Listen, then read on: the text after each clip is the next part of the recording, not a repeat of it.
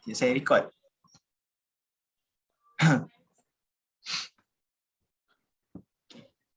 Okay. Bismillahirrahmanirrahim. Assalamualaikum warahmatullahi wabarakatuh.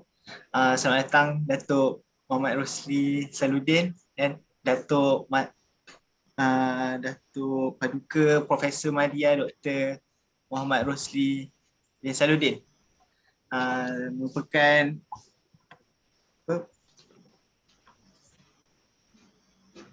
pengkaji di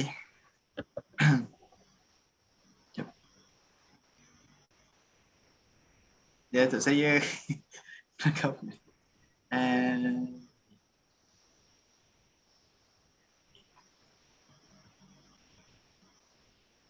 okay. Merupakan fellow penyelidik tekanan Institut Alam dan Tamadun Melayu UKM Bangi Selangor. Betul? Okay. Saya terus tanya untuk soalan. Jadi tujuan kami hari ini untuk berbual mengenai Masjid Lama Kampung Pelangai. Jadi soalan pertama, boleh tak Datuk ceritakan sedikit sejarah Kampung Pelangai, macam mana boleh dapat nama Kampung Pelangai dan macam mana nama tu boleh kekal sampai sekarang. Silakan Datuk. Baik, Waalaikumsalam warahmatullahi wabarakatuh. Yang saya hormati pensyarah anda dan serta pelajar-pelajar. Saya betul-betul keletihan hari ini sebenarnya. Hari ini ada 4 atau 5. Malam ni yang ke-6. Wah, Datuk. Jadi bila keletihan macam ni rupanya. Jadi bila saya kata suruh cepat tadi, jadi alignment saya dah lari sebenarnya. Alah tu. jadi tak apalah. Saya dah jadi tanggungjawab kan. Baik, Kampung Pelangai ini dari segi sejarahnya adalah sebahagian daripada luak Tanah Mengandung. Anda dah rakam ke belum? Jangan nanti minta saya cakap lagi. Adalah sebahagian daripada luak Tanah Mengandung. Luak Tanah Mengandung ni maknanya Pelangai ini adalah sebahagian daripada luak Ulumua. Luak Ulumua. Dia luak Ulumua, luak Teraci, lepas tu luak Inas, luak Gunung Pasir dan luak Jempol. Jadi Pelangai ni letak duduknya adalah di kawasan Ulumua. Jadi Ulumua ni adalah luak ataupun daerah yang paling kanan. Yang paling kanan dalam sistem adat pepatih Negeri Sembilan suatu ketika dahulu. Ya, dan masyarakat yang paling ramai di sini adalah masyarakat Minangkabau di peringkat awal. Ya, masyarakat Minangkabau yang terdiri daripada berbagai suku. Ya, berbagai suku. Ya, 9 daripada suku tu adalah datang daripada kawasan 50 kota. 50 kota Sumatera Barat. Antaranya suku Seri Lemak, suku Mungkal, Tiga Batu, Seri Melenggang. Ya, itu antara contoh-contohnya lah. Dan kemudian suku yang asal yang ada di luar Ulumua itu adalah suku Biduanda. Biduanda adalah orang asal. Ya, orang asal yang duduk di kawasan luar Ulumua, khasnya kawasan Pelangai yang anda ingin tahu tadi. Dan jadi maknanya Pelangai ini telah pun wujud sebelum 1700 lagi. Ya, sebelum 1700. Kebanyakan yang duduk di Pelangai ini adalah orang asal. Orang-orang asli. Orang-orang Biduanda itu sendiri. Sehinggalah tahun 1700 apabila naik Penghulu Naam, iaitu Penghulu Luak Ulumua yang pertama. Ya, Penghulu Luak Ulumua yang pertama yang sangat berpengaruh. Ya, kalau anda datang ke masjid ini, anda akan jumpa pekan Kuala Pilah sekarang. Itu pekan yang nombor 2. Ya, pekan yang nombor 2 yang ada sekarang tu, yang ada Masjid Jamek Tengku Radin, Kuala Pilah, Negeri Sembilan. Itu pekan yang nombor 2. Pekan yang nombor 1, anda jalan ke depan lagi. Yang anda akan jumpa Pekan Lama Kuala Pilah yang sebelah kiri. Kalau anda masuk ke sebelah dalam tu, anda akan jumpa rumah-rumah lama, iaitu rumah keturunan Yam Tuan Antah dahulu. Ya, iaitu salah seorang daripada Yam Tuan daripada Negeri Sembilan yang berkahwin dengan suku Biduanda yang ada di situ. Ya, jadi itu pekan yang pertama. Ya, dan bila bergerak ke hadapan lagi, anda akan jumpa sebelah kiri itu tanah perkuburan Cina. Tanah perkuburan Kristian. Masuk sebelah dalam ada perusahaan kecil Kampung Beting. Masuk sebelah kanan ada lorong tu baru anda akan jumpa Masjid Lama Pelangai itu. Ya, Masjid Lama Pelangai. Itu kalau ikut jalan situ. Kalau jalan depan tadi terus lagi, anda akan jumpa Masjid Baru Pelangai. Sebelah kanan. Dan sebelah kiri, terus selekoh sebelah kiri lagi, baru anda akan jumpa. Ya, baru akan jumpa Masjid Lama Kampung Pelangai itu. Dan kemudian nama Pelangai ini wujud pada saya agak baru, iaitu pada zaman Yang Tuan Muhammad, ya, almarhum Muhammad. Ya, almarhum Muhammad, apabila almarhum Muhammad berkereta kuda daripada Seri Menanti, ya, dengan isterinya, dan kemudian menjelajah ke Pelangai. Pada ketika itu Pelangai, yang kalau pelajar dapat lihat sekolah rendah kebangsaan Pelangai itu, nampak tak jumpa tak sekolah kebangsaan Pelangai sebelah kiri? Sekolah kebangsaan Pelangai yang ditubuhkan 1907. Ya, 1907. Di hadapannya itu pada satu ketika dahulu biasa ada keramaian. Kalau orang hari ini dipanggil sebagai pasar malam. Jadi almarhum Tuanku Muhammad selalu datang ke situ. Apabila datang ke situ, kain selempang tudung kepada isterinya jatuh, dan kemudian kain yang jatuh itu diambil oleh hamba rakyat bagi kepada tuanku, dan tuanku bertitah kepada hamba rakyat, kain tudung itu namanya adalah pelangai. Pelangai namanya. Itu versi yang pertama. Versi yang kedua mengatakan asal-usul nama pelangai ini kerana kawasan pelangai itu banyak tumbuh pelangi. Pelangi. Memang satu ketika. Itu asal mula nama pelangai. Dan yang banyak menggerakkan Kuala Pilah dan Pelangai itu adalah almarhum Tuanku Muhammad. Sebab almarhum Tuanku Muhammad ini adalah seorang raja yang bersifat rakyat.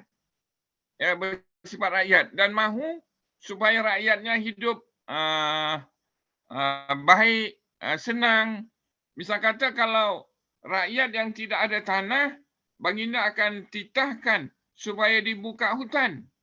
Ya, dan kemudian baginda juga pernah menitahkan supaya ditutup lombong-lombong bijih di Beting. Dan anda kena lihat pada ketika itu, sebab Masjid Pelangai ini dibuka 1910 bersamaan dengan pembukaan jalan kereta api Kuala Pilah Barau, yang juga 1910, 4 hari bulan April 1910. Jadi maknanya munculnya Masjid Pelangai ini adalah menggambarkan bahawa Pelangai dan Kuala Pilah satu ketika dahulu adalah satu bandar yang agak penting. Yang agak penting pada ketika itu. Sebab ada jalan kereta api, ya, ada jalan kereta api, dan kemudian ada kemudahan-kemudahan yang lain. Dan jalan kereta api itu daripada Pekan Kuala Pilah itu terus ke Masjid Jamek, terus ke Petronas dan keluar lalu di depan Sekolah Kebangsaan Pelangai itu. Dia jalan lurus terus saja. Ya, terus saja ikut jalan Bahau yang kedua. Yang kedua sampai ke Pekan Bahau yang ada sekarang ini. Ya, yang ada sekarang ini. Ini balik pada situasi masyarakat pada ketika itu. Situasi masyarakat pada ketika itu banyak bergantung kepada hasil-hasil hutan seperti dama, rotan, dan ada juga orang-orang Melayu yang terlibat dalam perlombongan bijih. Orang Melayu yang mula perlombongan bijih di sekitar Kampung Beting tu. Kalau anda ada masa anda boleh masuk, dan lombong-lombong itu masih lagi ada. Dan kemudian bahan-bahan yang daripada hutan itu dibawa keluar menggunakan kereta lembu. Ya, kereta lembu ke stesen kereta api Pelangai. Stesen kereta api Pelangai depan sekolah tu yang sebenarnya. Tapi agak malang sebab orang Melayu ini dia tidak menghargai sejarah. Jadi bangunan itu sudah diruntuhkan. Ya, sebab stesen kereta api Kuala Pilah Bahau itu di Kuala Pilah masih ada. Ya, dan kemudian yang kedua di Pelangai, yang ketiga di Juaseh, yang keempat di Jempol, yang kelima di Bahau. Dia ada 5 stesen. 21.7 kilometer. Saya bercerita pasal stesen ini, saya nak kaitkan dengan betapa pentingnya Masjid Pelangai itu. Saya sudah bercakap 5 YouTube rasanya. Saya merayu, saya bercakap dalam mesyuarat pun saya bercakap supaya diselamatkan masjid itu. Sebab antara soalan-soalan anda yang saya masih ingat dalam kepala saya yang anda hantar, apakah jenis kayunya? Tiang-tiangnya itu adalah daripada orang Negeri Sembilan kata kayu ponak, P-O-N-A-K, ponak. Bahasa surat dipanggil kayu penak, kayu penak. Kalau anda, mungkin anda dah pergi, kalau anda ketuk tiang tu, masih kokoh. Masih kokoh. Dan kayu-kayu yang lain itu banyak diambil, iaitu kayu cengal. Cengal. Dan kayu-kayu ini diambil daripada hutan persekitaran itu. Terutama daripada kawasan Beting. Ya, daripada hutan-hutan sekitar. Dan kemudian masjid itu dibina secara gotong royong. Gotong royong. Kayu itu diambil menggunakan pahat, menggunakan beliung. Tidak ada gergaji pada ketika itu yang sebenarnya. Ya, pada ketika itu. Dan ini hebatnya orang Melayu pada ketika itu. Dan kalau anda lihat bentuknya itu ada 3 tingkat. Perhatikan. Daripada mahkotanya atas tu, atas sekali, mahkotanya yang pada saya diambil bentuk teratai daripada demak. Bentuk demak tu atas tu. Dan itu pada saya falsafahnya menggambarkan tingkat yang paling atas menggambarkan hubungan manusia dengan Tuhan. Kemudian tingkat yang kedua menggambarkan hubungan manusia dengan manusia. Tingkat yang ketiga yang menggambarkan hubungan manusia dengan alam. Sebab orang Melayu dahulu, terutama orang Negeri Sembilan, orang Pelangai, kebanyakannya adalah keturunan Minang, banyak bertumpu kepada pantun apa katanya.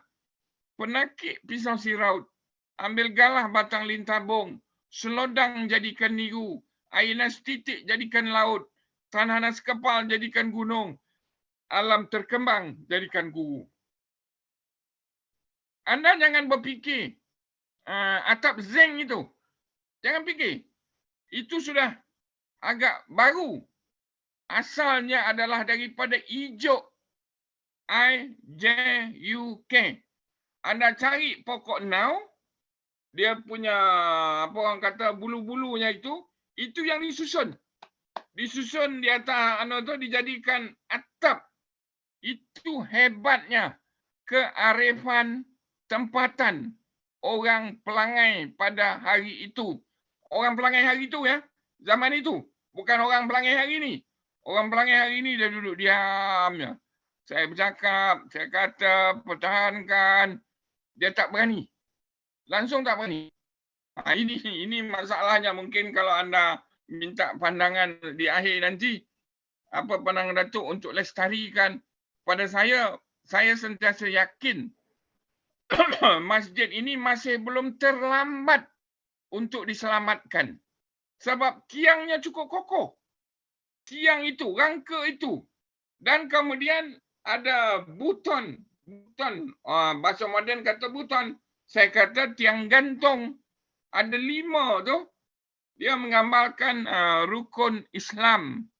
Ya, rukun Islam. Kalau balik kepada adat, dia menggambarkan ada 4 datuk undang. Datuk undang Sungai Ujong, datuk undang Jelebu, datuk undang Johor, datuk undang Rembau, dan kemudian yang paling puncaknya ialah Duli Yang Maha Mulia yang di Pertuan Besar Negeri Sembilan. Itu yang diletakkan di situ. Itu yang diletakkan di situ. Ya, dan kemudian kalau anda pergi ke situ, seni masjidnya adalah seni Melayu. Seni Melayu. Tengok sebelah depan. Tapi tangga itu adalah sudah agak moden. Itu kemudian. Ya, sudah agak moden sebenarnya. Tetapi kalau anda lihat di bahagian hadapan. Bahagian hadapan sebelum naik ke atas kan ada tangga batu tu. Pada saya bahagian hadapan itu dipanggil sebagai rumah tangga. Rumah tangga. Ya, bahagian hadapan itu, rumah tangga sebelum nak naik ke atas. Itu batu tu sudah dirombak, sudah diubah. Walhal pada ketika itu menggunakan tangga. Tangga untuk naik ke atas. Ya, biasanya tangga itu adalah angka ganjil. 3, 5, 7. Mata tangganya. Dan kemudian sepatutnya kalau anda sampai hari itu, di depan sebelah kiri ada kolah. Kolah tempat air. Tempat ambil air semayang. Ya, sebab itu kalau dalam budaya orang Negeri Sembilan, ya, biasanya dia akan kata macam mana? Kata katang-katang berisi manik. Manik berisi hampa padi. Tuan yang datang jemputlah naik. Sebelum naik basuhlah kaki. Mana sebelum datang ke masjid itulah. Dan orang yang datang tu biasanya putik pauh di pematang jatuh sebiji di atas titi. Dari rumah ke, dari jauh ke, saya datang ya untuk bertemu muslimin dan muslimat di masjid ini yang baik budi. Contohnya lah, ada kolah di sebelah kiri. Sepatutnya hari itu kalau anda pergi, anda turun lagi sebelah bawah, anda cari ada perigi di situ. Ada perigi. Ada perigi di situ dan saya dah jumpa perigi itu. Sebab saya dapat cerita daripada orang tua dahulu dan dulu orang ambil air semayang di situ. Kolah itu tak ada. Kolah itu kemudian. Di bawah sebelah kiri. Kan tangga batu, turun bawah tu, dia jauh sikit bawah tu di sebelah hutan tu. Itu adalah konsep orang dahulu. Konsep orang dahulu perigi, bukan kolah. Kolah ni dah zaman kemudian. Dan di situlah diambil. Diambil secara bergeleng-geleng antara satu dengan yang lain. Dan kemudian anda lihat bentuk tiangnya. Ya, bentuk tiangnya pada saya adalah tiang 4 segi. Ya, pecah 4. Ya, kalau bahasa yang lebih cantik pecah 4. Bukan pecah 8. Saya cari pecah 8. Saya tak nampak pecah 8. Tak ada. Pecah 4. Apabila pecah 4, jadi maknanya masjid itu banyak dibina atas titah-titah ataupun arahan ataupun bantuan daripada orang atas. Dan pada ketika itu almarhum Tuanku Muhammad almarhum Tuanku Abdul Rahman pun terlibat memberi sumbangan, memberi bantuan. Sebab dua raja yang saya sebutkan tadi adalah raja yang cukup hebat. Cukup baik. Memang turun daripada istana, bergaul, bercampur dengan masyarakat itu sendiri. Yang sebenarnya. Satu lagi yang paling menarik, kalau anda lihat di situ, beduk. Dah pecah. Saya cuba cantumkan bawah tu. Saya cuba cantumkan, mungkin saya nak bawa balik. Tapi saya tidak ada kemahiran. Benda tu, kalau saya ada kemahiran, mungkin saya akan cantum, saya akan gam ke apa. Beduk itu cukup lama. Cukup lama yang sebenarnya. Dan kemudian mimbar di sebelah hadapan itu dah makin lama makin hilang. Pun dibuat daripada kayu. Dan cukup cantik. Dia mimbar di sebelah depan itu adalah bentuk Melayu betul. Tidak ada pengaruh Arab. Kalau kita lihat masjid pengaruh Arab ini, kita perhatikan kita terpengaruh dengan Arab. Dan ini Melayu punya. Minda Melayu punya berfikir bagaimana nak buat bangunan itu. Bentuknya yang 3 tingkat itu. Dan itu menggambarkan apa? Menggambarkan kehidupan. Kalau kita ke atas, kita bertemu kepada yang satu. Apa dia? Allah Subhanahu Wa Taala. Bila kita turun ke bawah, apa dia? Manusia, alam. Sebab manusia dengan alam ini tidak boleh lari daripada kehidupan kita itu yang sebenarnya. Dan kemudian kalau anda lihat lagi landscape-nya itu. Kalau anda jalan ke depan lagi, dia ada,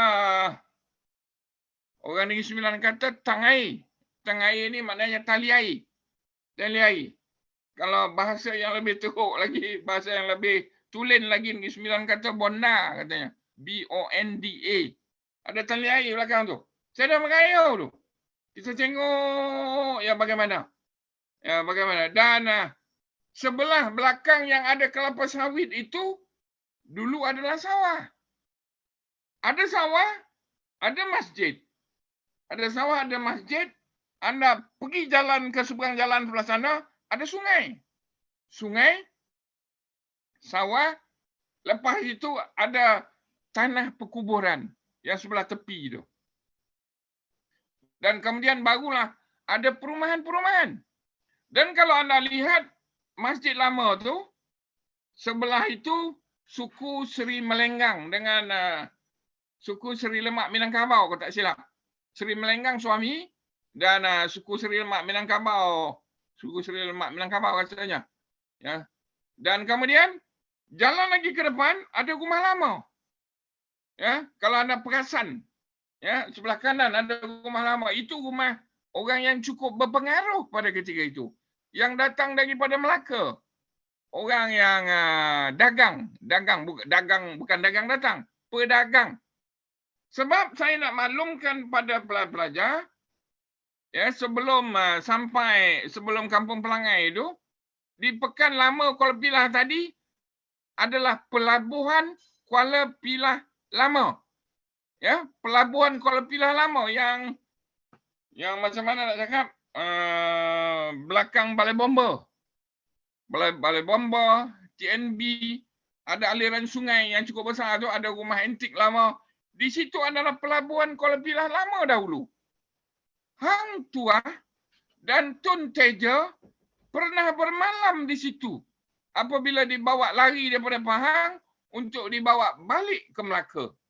Dan di situ juga adalah tempat pertemuan pemimpin-pemimpin Melayu antara Pahang dan juga antara Kuala Pilah dan antara Negeri Sembilan. Anda mungkin tertanya-tanya, Datuk ini dapat cerita daripada mana? Banyak sumber-sumber. Kalau anda rajin membaca sumber-sumber Cina misalnya. Antara sumber-sumber Cinanya ialah sumber Cina berkata Kuala Pilah ini adalah kawasan Ulu Mua dan berkait dengan Mua Johor sudah wujud kerajaan Ko Lo Shi Fen. iaitu kerajaan Muar Johor. Kerajaan Muar Johor. Sebab Kuala Pilah ni adalah bahagian ulunya. Bahagian Kualanya sampai di Muar tu. Ia saling berkaitan.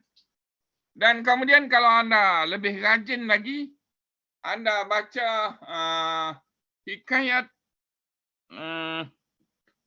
saya dah lupa pula dah. Buku, bukan hikayat Bayan Budiman. Ya, dia banyak buku hikayat lama yang banyak menceritakan tentang benda-benda macam ni. Dan anda kena cari, kalau anda nak lebih mendalam lagi lah, anda kena cari bahan-bahan lama yang seperti ini. Mereka banyak mengungkapkan benda ini dalam bentuk puisi, dalam bentuk cerita-cerita lama. Ya, kalau dalam masyarakat Negeri Sembilan banyak dalam bentuk teromba, terombo, perbilangan, pepatah, petitih yang selalu saya hamburkan itu. Pelajar-pelajar sekalian, saya terus langgar teruslah. Kemudian kalau ada yang longgar nanti, tanya. Dan kemudian masjid ini pada saya, kajian saya adalah pusat ilmu yang cukup hebat. Yang saya dah bagi tahu dengan semua orang. Ada yang ketawa, ada yang mencemooh sebab mereka tidak membaca. Mereka tidak membaca. Jadi masjid ini adalah tempat lahirnya seorang ulama, iaitu Lebay Ma'adah bin Layang. Lebay Ma'adah bin Layang. Ini bukan cerita bohong. Cari nama Lebay Ma'adah bin Layang. Siapa dia? Lahir 1895, meninggal 1943. Asal dari Kampung Jeram, Tengkek, Kuala Pilah, Negeri Sembilan. 28 km dari Kuala Pilah, tempat kelahirannya, iaitu dekat dengan Jeram Tengkek. Kalau anda berkelapangan, mandi di kolam itu, di jeram tersebut, na'udzubillah, memang sedap. Ya, tak perlu bayar apa-apa yang sebenarnya sudah diperindahkan dan sudah dicantikkan. Dan inilah tempat kelahiran Lebay Ma'adah bin Layang. Abad ke-19, ramai orang-orang Minang berpindah ke Pelangai ini, ke Kuala Pilah ini. Kuala Pilah, lepas itu sebelum sampai ke Kuala Pilah, Tanjung Ipoh. Kan Pekan Tanjung Ipoh. Itu sejarah besar yang lain pula. Naik ke atas lagi Teraci. Lepas tu Ulu Bendol. Lepas tu Bukit Putus. Lepas tu Paroi. Lepas tu Seremban. Semuanya itu berkait rapat antara satu dengan yang lain. Lebay Ma'adah bin Layang ini adalah, bapanya adalah seorang pesawah. Pencari damar. Bekerja kampung. Meninggal ketika ia belajar di India. Jadi Lebay Ma'adah ini seorang yang hebat. Mana sahaja orang pandai, dia akan belajar. Dia akan menuntut. Dia akan tanya. Ini yang saya amalkan daripada kecil dahulu yang sebenarnya. Sebab itu, saya belajar dengan siapa-siapa saja. Ya, saya belajar dengan siapa-siapa saja. Sebab saya tahu. Satu ketika nanti orang akan bertanya. Ya, orang akan bertanya, ini bagaimana dan macam mana. Lebay Ma'adah bin Layang ini mendapat pendidikan awal di Sekolah Melayu Tengkek 1907. Kalau anda sampai ke sekolah tu, bangunan lama masih ada di lereng bukit, tapi di bahagian hadapan sudah ada bangunan batu. Tapi sekarang banyak yang bersekolah di situ, lebih separuh adalah anak-anak orang asli. Ya, dan kemudian Lebay Ma'adah memondok ataupun belajar agama di Alur Keladi, Kedah 1915 hingga 1919. Dan kemudian Lebay Ma'adah juga mengaji di Tualang Sekah dengan Tuan Guru Yunus Al-Masri, belajar ilmu kasidah secara berlagu. Pelajar-pelajar sekalian, bila sebut kasidah, mungkin tidak masuk dalam kepala pelajar. Lebay Ma'adah menggunakan kepandaiannya dengan ilmu kasidah ini untuk mencari sumber pendapatan. Sebab dia belajar di banyak tempat. Duit tak ada. Anda belajar telefon saja, mak nak 1,000 masuk. Nak 500 masuk. Tak masuk lepas tu moncong. Tak menegur mak bapak. Itu yang berlaku. Lebay madah tidak. Mengikat perut untuk makan. Cari duit sendiri. Berkasidah di tepi jalan. Tempat orang ramai. Bentang kain elok-elok. Kasidah cukup cantik. Dan orang akan menghulurkan wang di situ. Maknanya budaya basking ini sudah ada zaman lampau dahulu. Bukan sekarang. Tinggal lagi istilahnya bukan basking. Ini ulama kita dahulu. Ulama kita dahulu penuh dengan pengalaman. Dan inilah Tuan Guru yang mengajar di Masjid Lama Pelangai itu. Itu yang tak dipedulikan oleh kerajaan, oleh pemimpin, oleh sesiapa saja. Saya tak tahulah nak cakap. Saya tak tahu nak cakap. Tapi minta bercakap, saya akan bercakap. Dan kemudian, kalau pelajar-pelajar keluar daripada masjid lama tu, keluar, jalan ke depan lagi, ada jumpa masjid baru kan? Masjid baru, kemudian di sebelah kiri itu, sekolah agama Pelangai dahulu. Cukup cantik sekolah tu. Cukup cantik sekolah tu. Sekolah itu dah dicabut. Dah dirobohkan. Allahu Akbar. Tak tahulah ambo nak kata orang Melayu ni. Dah dicabut. Papannya dijual pada penjual-penjual papan. Tak tahulah nak cakap kampung jual papan lama tu. Ini mentaliti kita. Anda mengkaji benda-benda yang macam ni, cuba anda tinjau juga dari aspek ini. Dan disitulah Maha Guru asalnya ialah Lebay Maadah bin Layang. Maknanya sekolah agama itu, jalan masuk ke dalam, dengan masjid lama itu memang ada perhubungan. Memang ada perhubungan. Tetapi apabila masjid baru itu sudah mula diwujud 1968, lebih kurang begitulah. Masjid baru depan tu, Masjid Lama Pelangai pun tinggal.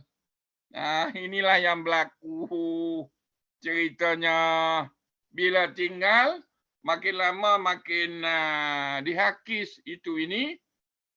Dan itulah yang pelajar-pelajar lihat sekarang. Apa ilmu-ilmu yang diajar oleh Lebay Maadah apabila ada di situ? Apa-apa saja pengalamannya yang ada di luar dibuat dalam bentuk sukatan. Ilmu tafsir Al-Quran, tasawuf, tajwid, bahasa Arab, termasuk bahasa Inggeris, seni berpidato, seni berkhutbah. Jangan kata orang belajar yang macam itu untuk jadi ustaz saja. Jangan.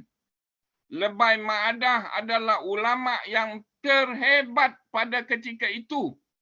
Pernah dipanggil di istana. Pernah dipanggil di Seremban pada ketika itu. Berhujah dengan seorang padri, tak silap saya. Dia bercakap surah-surah sekalian. Ada Al-Quran, dia bukan tengok selai demi selai. Dia terus pegang saja, dia buka. Itulah surahnya. Dan dia terus baca dan dia terus tafsir. Inilah pelajar. Sebab itu kalau anda lihat YouTube saya adalah YouTube yang orang kata tak sioman. Sebab merayu supaya dihidupkan masjid yang dah agak usang. Tetapi saya berkeyakinan tiangnya masih lagi elok. Maknanya masih lagi boleh betulkan. Naikkan atap dan kemudian betulkan lantainya. Betulkan lantainya, itu buat tahap permulaan dan kemudian dinding dan boleh buat secara beransur-ansur. Tetapi pelajar-pelajar mungkin tahu, mungkin tak tahu, kerajaan negeri sudah pun betulkan Masjid Siamang Gagap di Terusan. Kampung Juasih Terusan. Kalau ikut jalan kereta api terus ya, sebelah kanan. Dah dibina cukup cantik. Kenapa boleh masjid yang ini? Yang menjangkau 100,000 lebih. Saya fikir masjid Pelangai itu anda boleh congak sendirilah, tapi saya buat congak bodoh ya.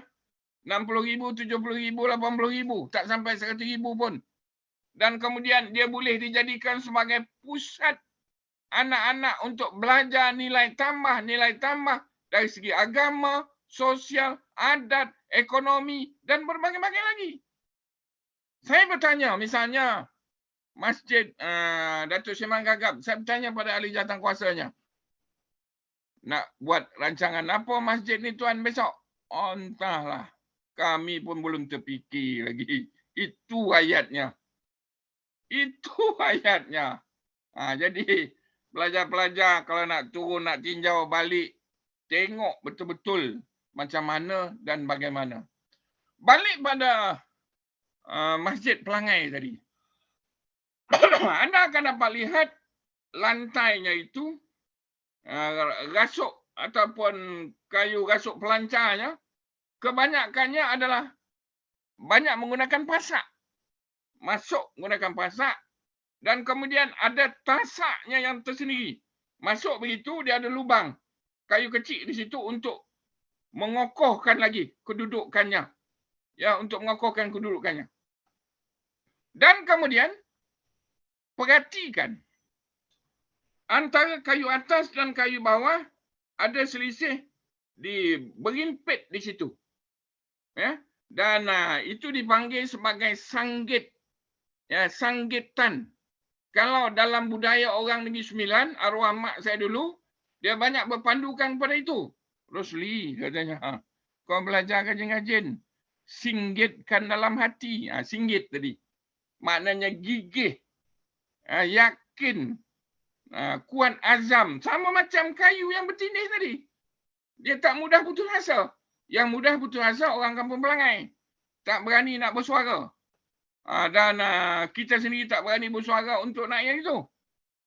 Saya ni bukan orang kaya. Kalau saya orang kaya, saya lemparkan saja 60,000 saya suruh repair sebenarnya. Jadi nak kata apa?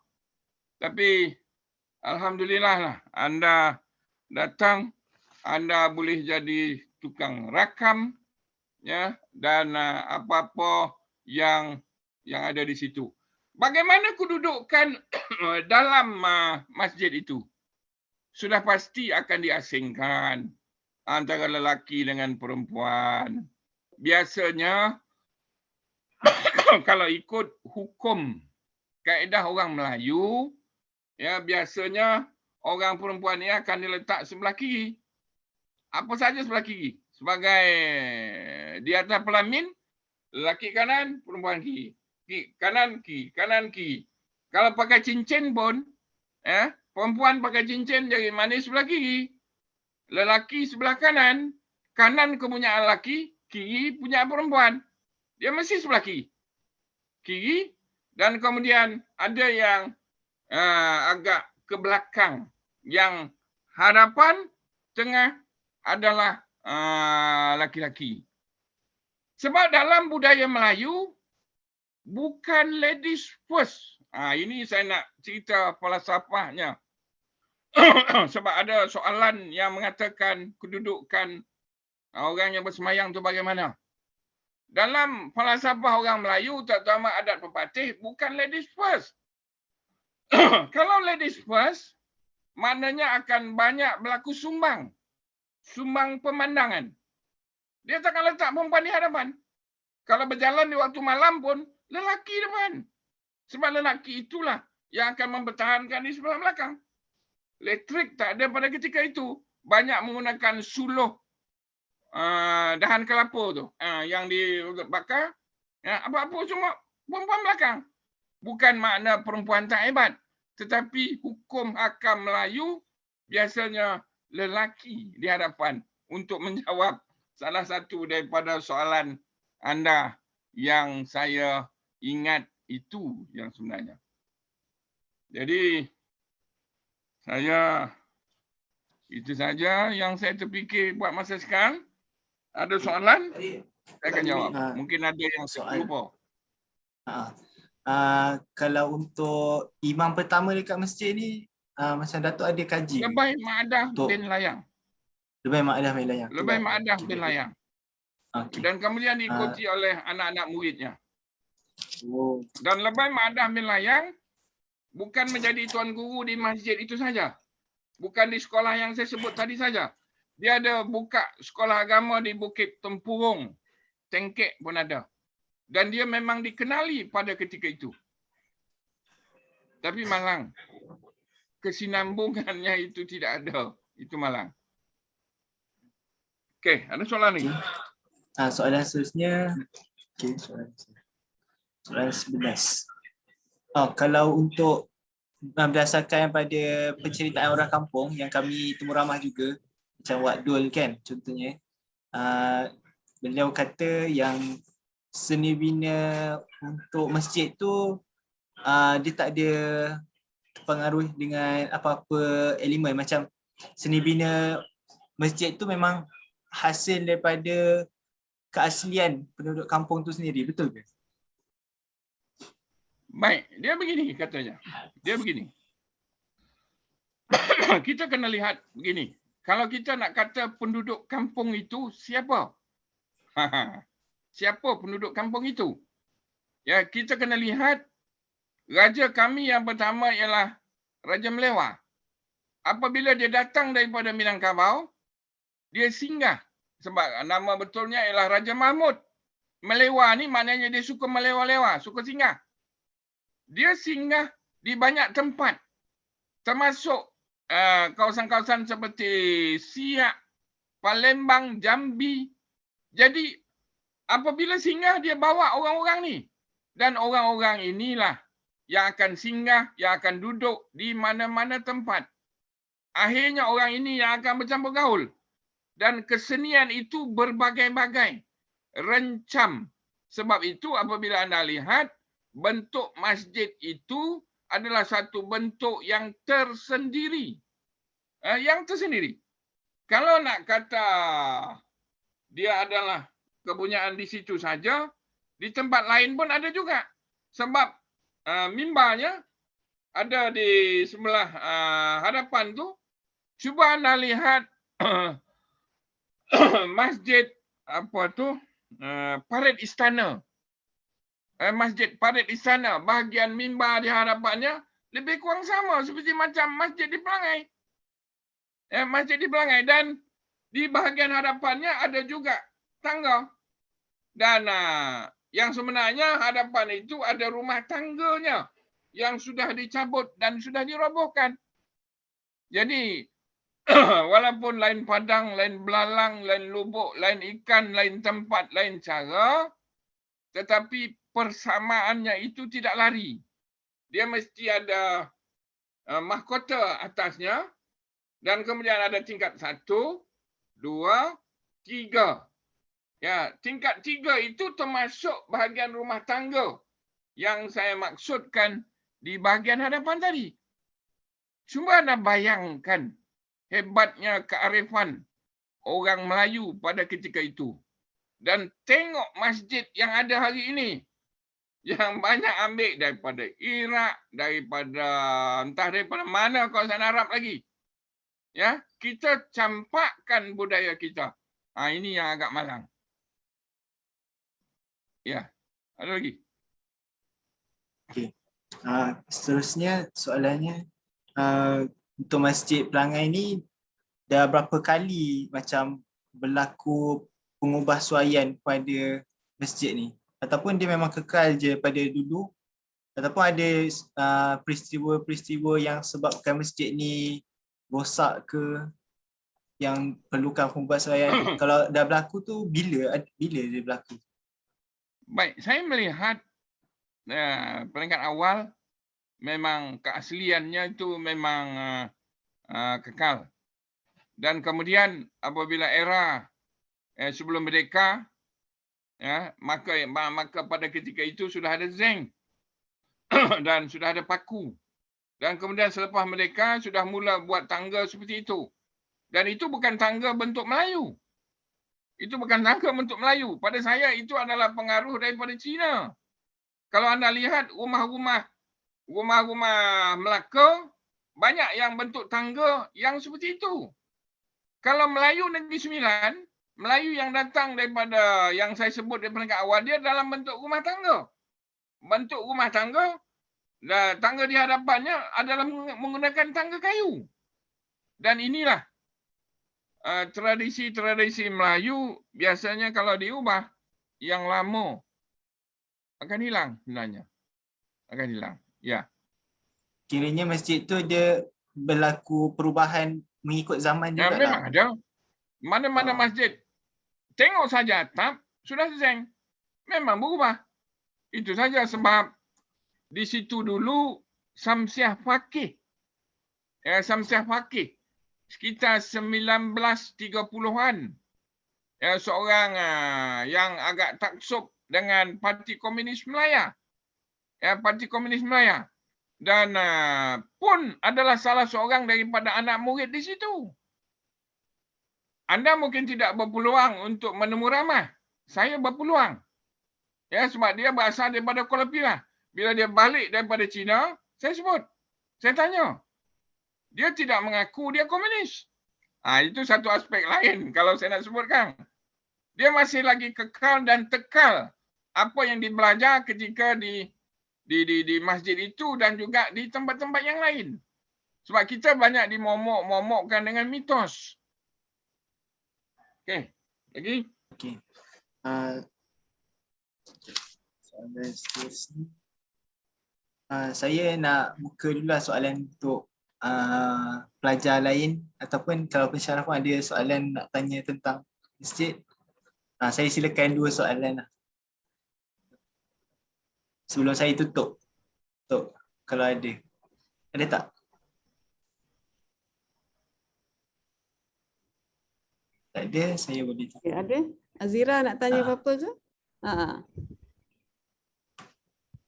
Baik, pelajar. Mungkin pada ketika anda pergi itu, mungkin anda lihat ada sesuatu benda yang anda terfikir. Apa yang saya dapat lihat, kita bangunan kayu ini kita kena memikir bagaimana untuk menjaganya. Kebanyakan kalau orang-orang Melayu dahulu, dia ada teknik-tekniknya. Sebab itu, bangunan lama dulu kan dia ada sistem pengudaraannya. Keluar masuk, keluar masuk. Udara luar, udara dalam. Dan kemudian, kalau orang-orang dulu biasanya dia akan disapu dengan minyak hitam. Saya fikir minyak hitam ini bukan zaman lampau. Ini zaman sebelum mereka, dekat-dekat mereka. Dan orang-orang Melayu dulu dia ada teknik-tekniknya yang tersendiri. Yang kalau anda boleh bertanya, yang anda boleh selami. Dan saya sempat membuat kajian tentang teknik-teknik orang Melayu dahulu menggunakan apa yang dipanggil buah keluduk. Buah keluduk tu diproses banyak-banyak dan kemudian dia akan bentuk macam dakwat misalnya. Dan mungkin anda boleh tinjau benda-benda yang macam ini. Bagaimana teknik menjaga bangunan papan, bangunan kayu. Sebab menjaga bangunan kayu ini cukup susah. Cukup sukar. Sebab kebanyakan tukang-tukang hari ini kalau dia nak selamatkan bangunan lama, biasanya pencemaran sudah pasti berlaku. Anda dah pergi Istana Lama? Seri Menanti. Muhammad Nasuha dah pergi? Seri Menanti ke? Istana Lama Seri Menanti? Belum lagi.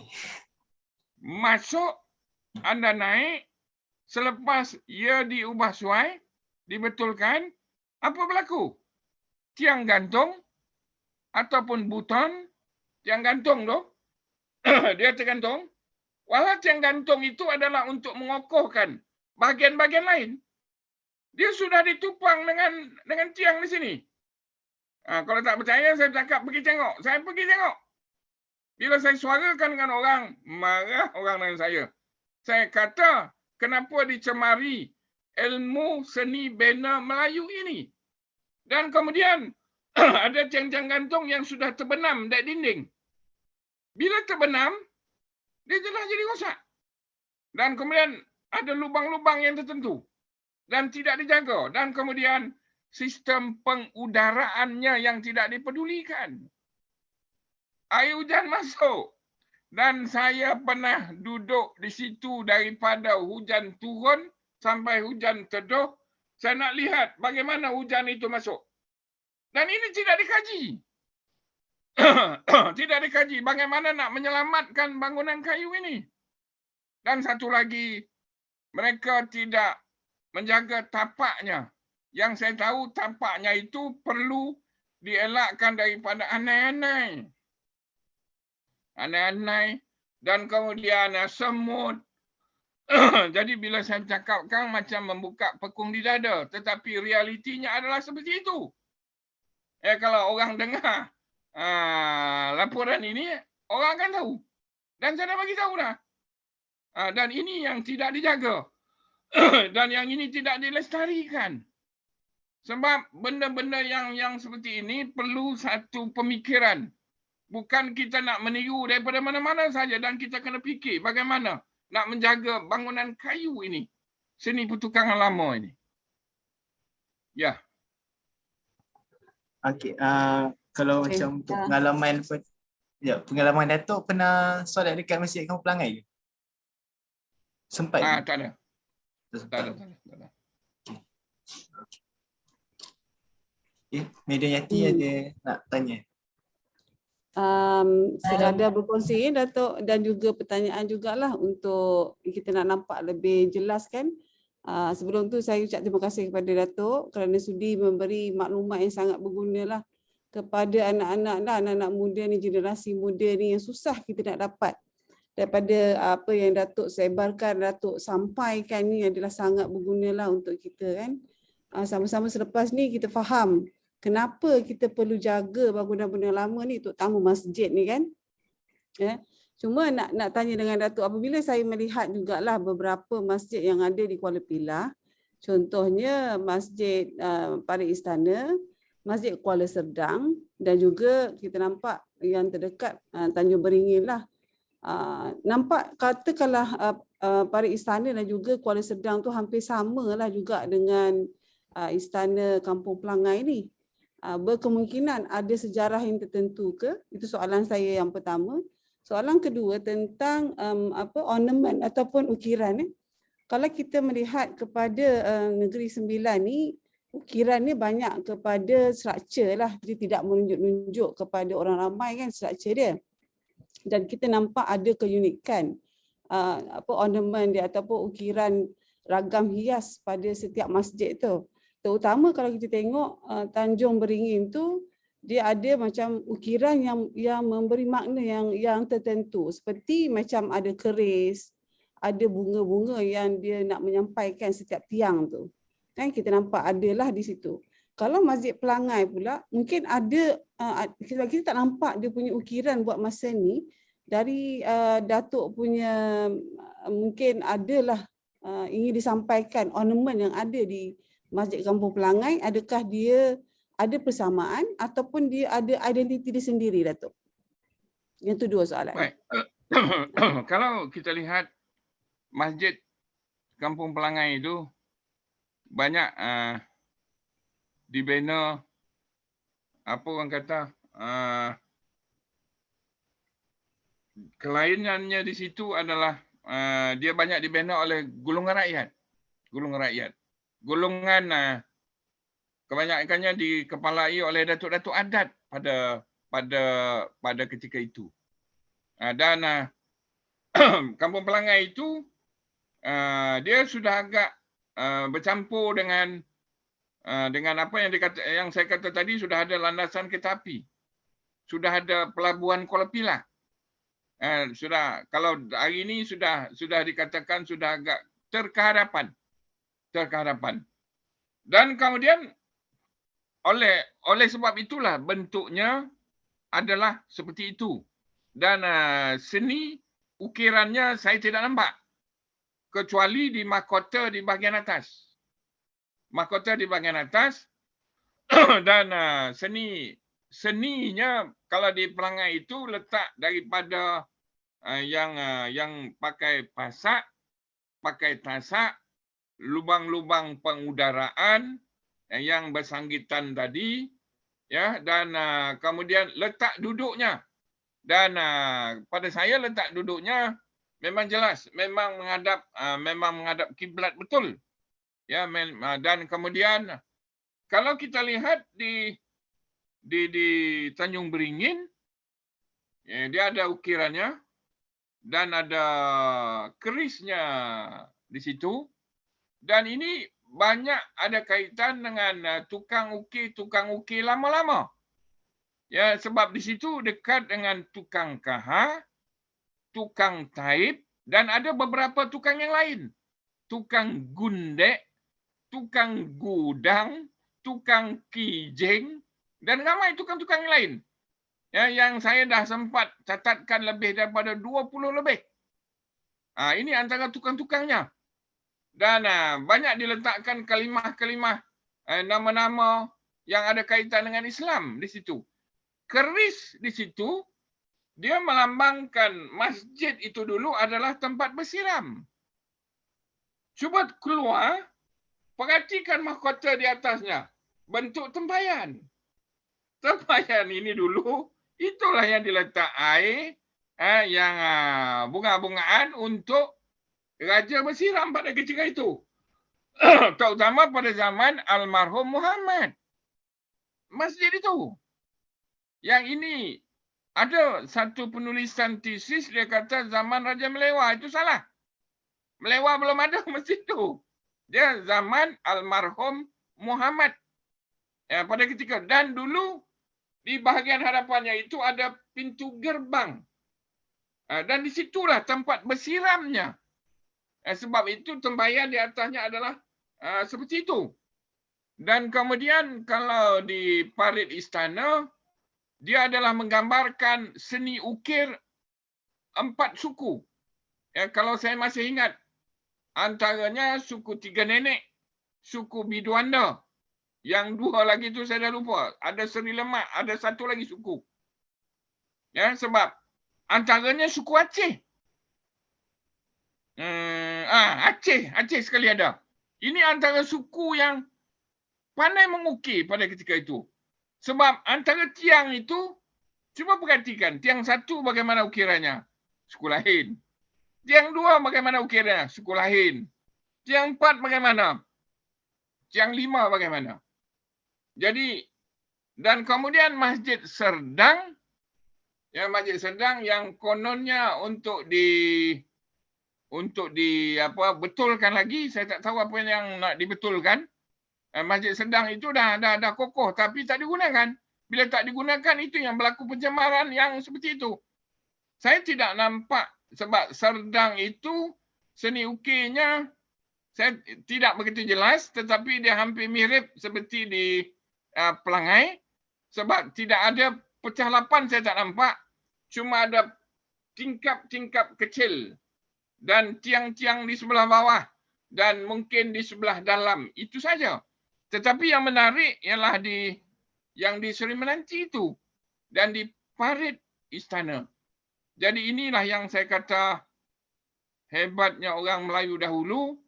Sebab seni ukir ini dan bahan yang ditiru itu adalah bahan yang ada di alam, yang ada di sekitar. Apa yang ada di sekitar itu yang sebenarnya. Ya, pokoknya, bunga-bungaannya, itu dia sebenarnya. Dan kemudian satu lagi, saya nak sebut bahawa dulu-dulu bunga-bungaan tidak dibenarkan ditanam di halaman. Sebab kumbangnya itulah yang akan merosakkan. Yang akan merosakkan sistem papan dan macam-macam. Biasanya pokok-pokok yang tidak ada bunga. Biasanya begitu sebenarnya. Ya. Betul. Saya setuju tu. Ada persoalan lagi ke? Okey Datuk, sementara tak terlupa ni, adakah dipengaruhi oleh adat Pepati ataupun di Minangkabau, masyarakat Minangkabau ke pada masjid-masjid di Negeri Sembilan ni? Baik.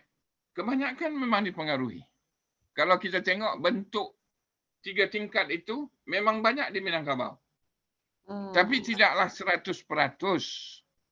Ya.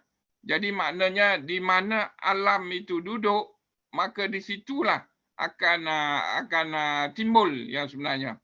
Tapi asas-asasnya masih lagi sama. Saya dah melihat di Minangkabau banyak. Yang 3 tingkat itu banyak yang ada di Kuala Bilah. Ada di Kuala Bilah. Dan kenapa tidak ada di Rembau? Kenapa tidak ada di Jelebu? Tetapi ada banyak lain. di Kuala Bilah. Itu yang saya katakan, Kuala Bilah ini adalah telapak adat. Adat itu bukan nikah kahwin saja. Adat itu adalah peraturan, perundangan. Dan daripada bentuk-bentuk ini juga kita boleh tafsir sejarah tempatan itu bagaimana, budayanya bagaimana, masyarakatnya bagaimana, kehidupannya bagaimana, budi bahasanya bagaimana yang sebenarnya. Ya. Saya soalan sikit. Macam kalau tengok masjid Kuala Sedang dengan masjid Kampung Pelangai ni, dia punya bentuk memang lebih kurang sama. Dia ada ke kemungkinan macam dua masjid ni dibina oleh orang yang sama? Tidak. Tidak. Dan Saya pasti tidak. Ya, sebab di Kuala Sedang ini satu tempat yang lain. Memang di Kuala Sedang ini, kalau anda baca kisah Megat Seri Rama apabila dia membunuh Sultan Mahmud Mangkat Dijulang, yang kalau kisah sejarah kata keris dicacakkan lepas tu dia mati muntah darah. Tidak. Dia 9 orang keluar daripada tempat tersebut dan terus pergi ke Ulumwa. Antara tempatnya adalah di Kuala Serdang. Dan orang Negeri Sembilan mengatakan bukan Megat Seri Rama, Mogek si Ramo-Ramo katanya. Cuba klik dalam Google, Mogek si Ramo-Ramo. Dan dia datang 9 orang.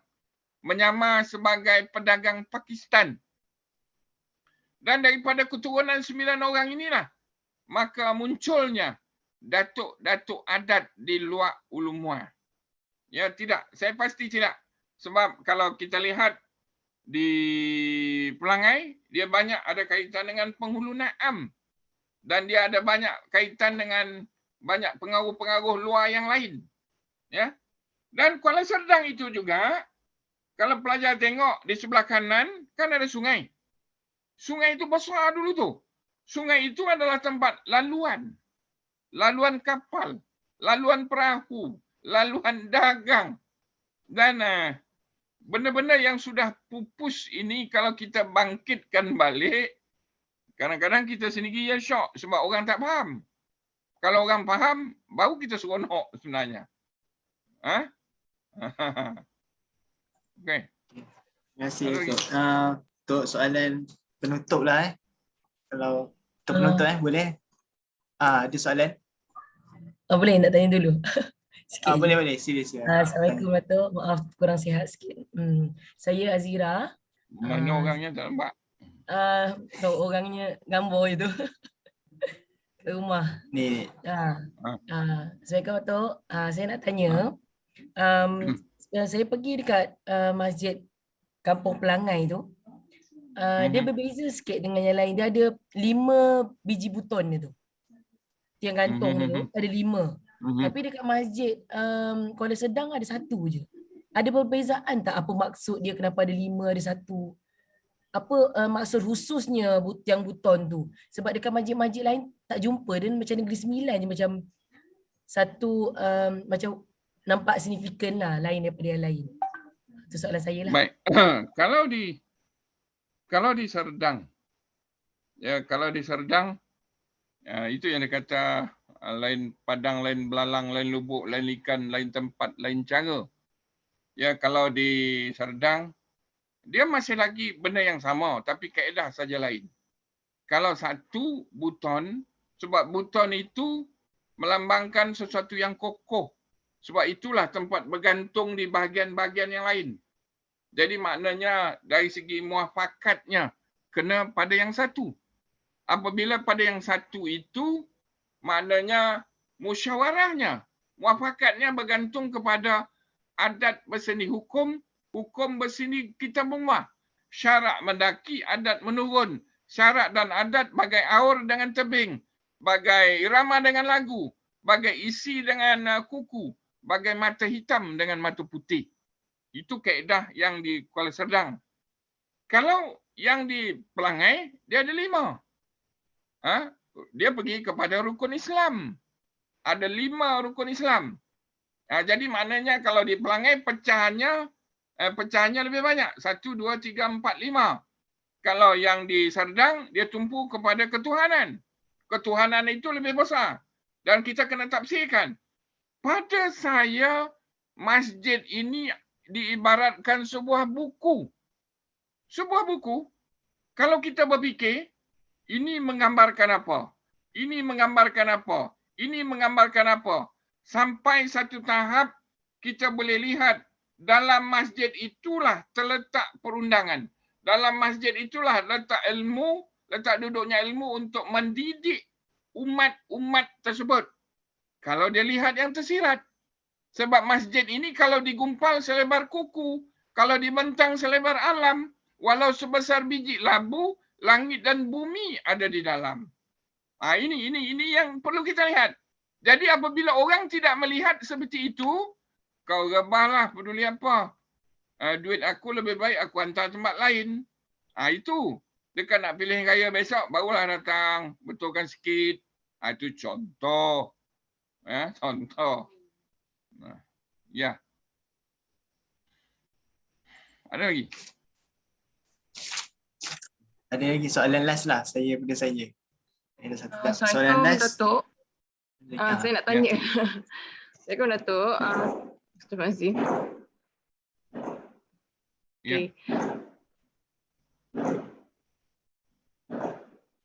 Ya, apa dia? Deepavali, kejap. Minta maaf Datuk.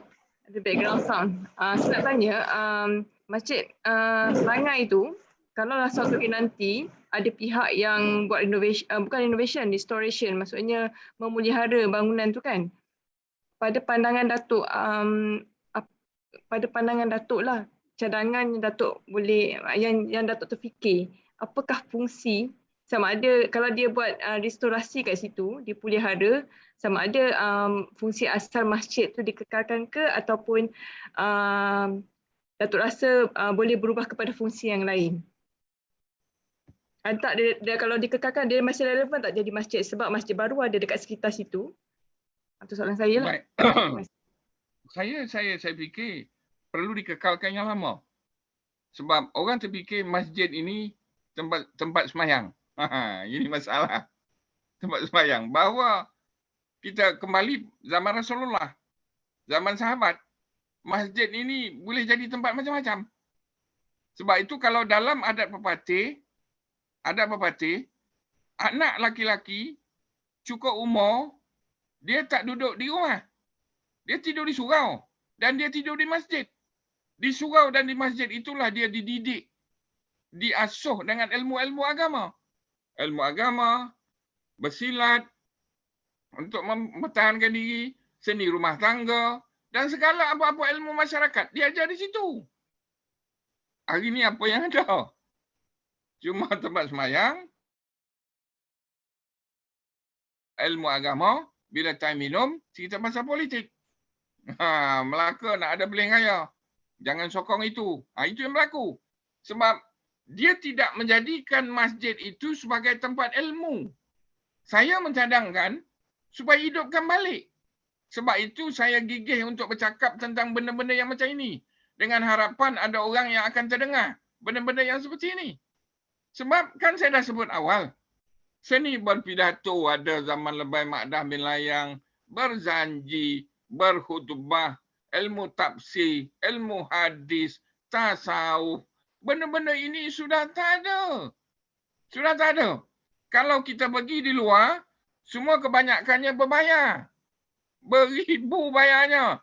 Kalau di tempat yang seperti ini, mungkin kita boleh kembalikan balik sifat dan sikap kekampungan dahulu. Ya, kekampungan dahulu. Ya, bagai kayu di tengah padang. daunnya tempat berteduh, batangnya tempat bersandar. Kita kena kembali seperti itu. Kena kembali pada segi itu. Tapi kita tidak mahu melihat sejarah lama untuk kita bawa ke depan. Jadi saya nak cakap, saya selalu cakap dengan orang Kuala Pilah. Saya kata Kuala Pilah dahulu lebih maju daripada Kuala Pilah sekarang. Lebih maju dulu daripada sekarang. Saya kata dulu maju, tanah tak terlepas pada orang lain. Orang Melayu yang punya. Lepas tu yang banyak mencari gali biji timah, orang Melayu. Bisnes Melayu. Hari ini Melayu di mana? Itu saya kata semangat itu yang kita kena terapkan balik. Bila kita belajar ilmu tafsir Al-Quran, bukan sekadar menghafal saja. Kita kena budayakan ilmu-ilmu yang ada dalam itu. Ilmu-ilmu Melayunya. Dan kita jangan lupa, apa saja ilmu yang kita belajar, ilmu Melayu yang paling tinggi, ialah biar mati anak, jangan mati adab. Adab. Jadi guru, jadi peguam, politik, pensyarah, apa-apa. Adab itu penting. Kalau adab itu sudah hilang, habis. Sebab syaitan pun lebih hebat daripada manusia. Tingginya manusia kerana adab, budi, sopan, santun. Benda itu yang paling mustahak. Okey. Terima kasih, Datuk. Saya Okey. ada lagi ke? Tak ada. Saya rasa tu je lah soalan daripada kami. Jadi sebagai penutup, saya nak cakap ribuan terima kasih kepada Datuk sebab sudi luangkan masa untuk kami walaupun dah sibuk seharian, tapi masih sudi untuk luangkan masa dan minta maaf atas kesilapan teknikal awal tadi. Keletihan dan keletihan. Okey Datuk. Kalau boleh nanti kalau boleh nanti kau emailkan rakaman ya. Boleh. InsyaAllah boleh. Emailkan rakaman. Okey Datuk, saya ada pantun nak bagi sikit lah untuk penutup. Bunga dedap di atas para, anak dusung pasang pelita. Kalau tersilap tutur dan cara, jemari disusun maaf dipinta. Ya. Saya nak jawab sikit boleh? Alamak. Angkut-angkut terbang ke langit menyedai kain, walau terlangkup bumi dan langit, kasih jangan diubah pada yang lain.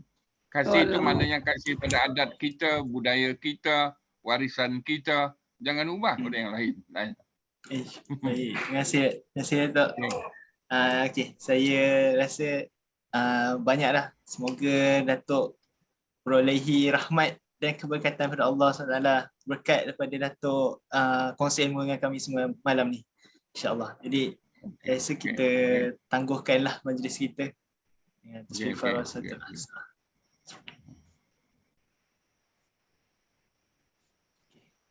Terima kasih Datuk. Terima kasih banyak Datuk.